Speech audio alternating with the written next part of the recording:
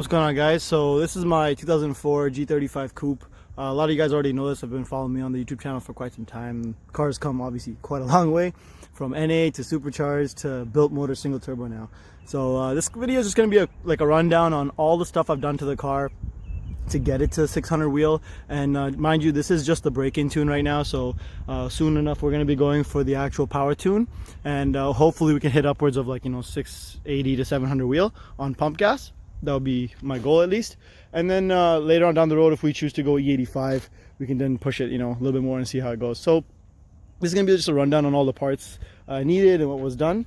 So and just another walk around on the car as well, since like a little bit has changed since like the last time I did a walk around.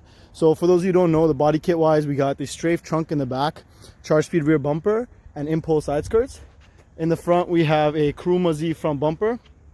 I have the 06, 07 taillights and headlights, as well as the grille, which is blacked out, and just the emblem is left alone there.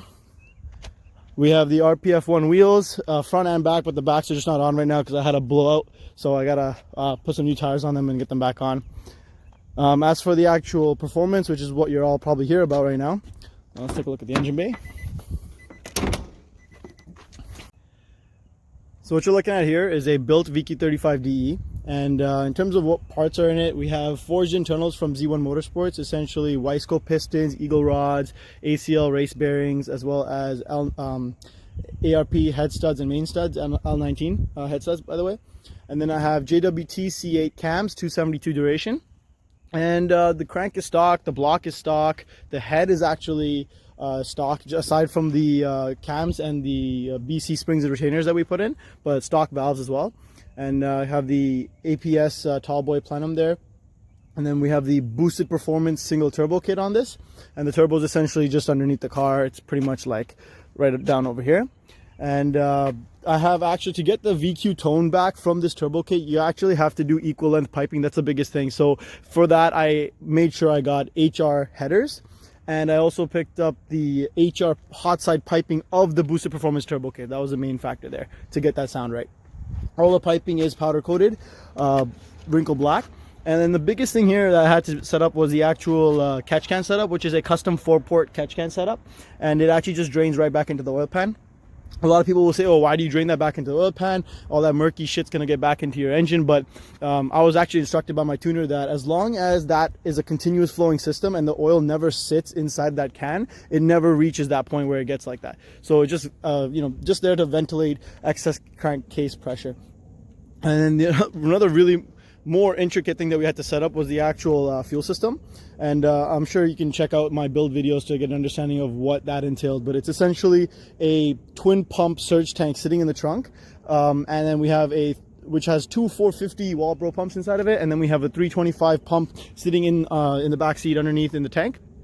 And then essentially the stock pump feeds the surge tank. The surge tank then outputs with those two pumps to a Y split behind the engine, which feeds the twin rails, and then the twin rails just go back and feed the regulator there on each side. Then the regulator return just goes back into the surge tank, which dumps back into the stock tank. So it's more, more to basically a cyclical system you got there.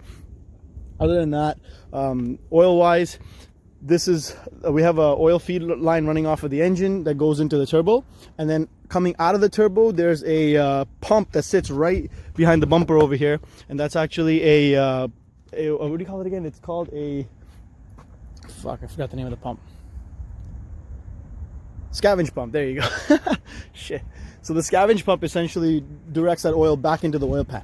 So that's essentially how it's set up here. Now, mind you, I got my winter bumper on it right now. It's kind of fucked up, but we'll be putting the new bumper back on once it gets a little warmer. I'm taking the car a lot more. For the oil pressure gauge, I actually even have a block sitting right over here that feeds the stock oil pressure sensor as well as the oil pressure gauge, and we can actually even set up a oil temp sensor here if we want to as well.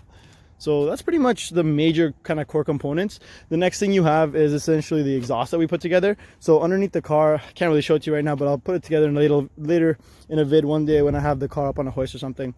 But it's essentially a 4-inch custom pipe that we had made from Centerline Motorsports. And that pipe just basically starts at the turbo and it goes to about here, where it splits off into two 3-inch pipes. So it's 4-inch and then 2 3s, and the 2 3s connect into the last 2 segments of the Motordyne TDX2 exhaust.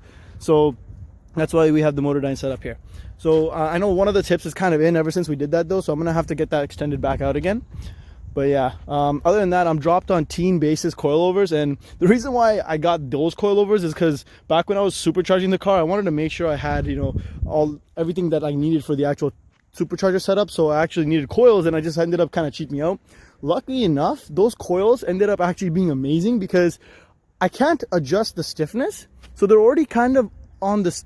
It's not super stiff, it's actually kind of on the softer side, which if you actually feel the way it feels in the corners, it feels really nice. Like, it's comfortable to drive, and then when you kind of throw it into a corner, the body kind of settles into the tire. Like, you get this little bit of like a more looser feeling in a good way though, where you kind of, it's predictable. You can kind of seat the chassis into the tire a little bit to get it to hook all the way around the corner. So I really do like the way it feels. Also, the slightly softer suspension actually even helps better for hooking.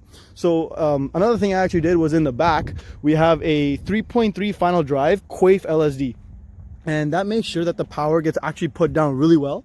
And you can actually feel it because I'm only running a 245 wide tire, one winter tire and one all-season tire actually. So surprisingly, it actually hooks up quite impressively.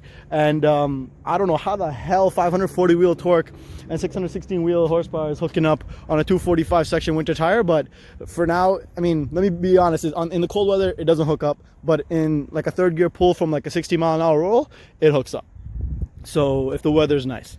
So, but yeah, we will be definitely getting, you know, a proper tire on the back, most likely an R888R is what I'm kind of aiming at right now. If we go above 600 wheel torque at any point, that's when I'll be looking at more of like a Mickey Thompson or something like that.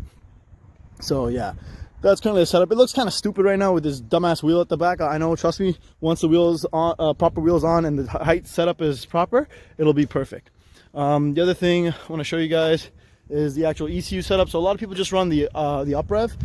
Mind you, this is gonna be a little messy, but I'm actually running a Haltech setup here. So there is a Haltech ECU here that's hooked up, and the stock ECU is still there as well, and it's being used.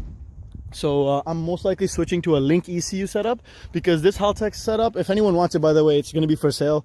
Most likely around like $700-800 USD. I'm going to be posting it up for. So if anybody wants that, let me know. It's sick. It does everything you need to do. Really good for safety precautions. Your tuner can kind of set that up so that, you know, if the car ever runs in a certain way that's not supposed to be, it can kind of pull timing and everything to make sure the car stays safe. So really good safety precautions built in that ECU.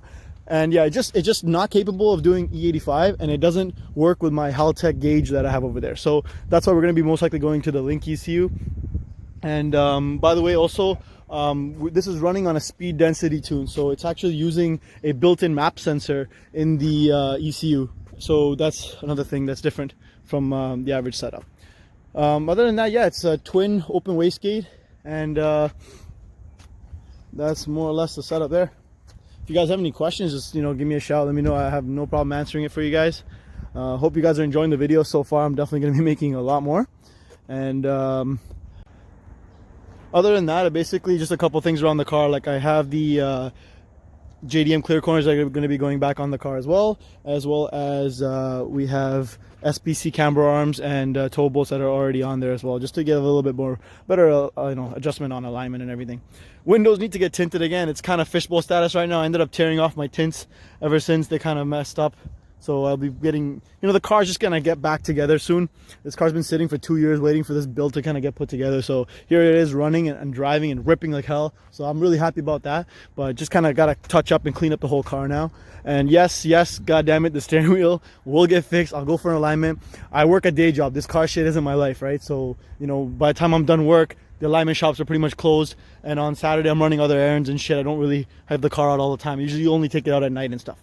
So, and now with this coronavirus shit, I gotta even find an alignment shop that's actually open. So, hope you guys enjoyed that video. And, make sure you guys are subscribed. I'll be posting some wicked ass content this summer. We got a lot of guys with some crazy ass cars that are like, we're gonna be cruising all summer long. So just to give you a little bit of an idea of what kind of cars we got, we have my buddy's 800 wheel Evo. We have that's an Evo 8, by the way. We have a twin turbo G37, twin turbo 370Z Nismo with 600 wheel, maybe pushing a little bit more soon. We have two 600 wheel single turbo boosted performance Nismo 370Zs as well.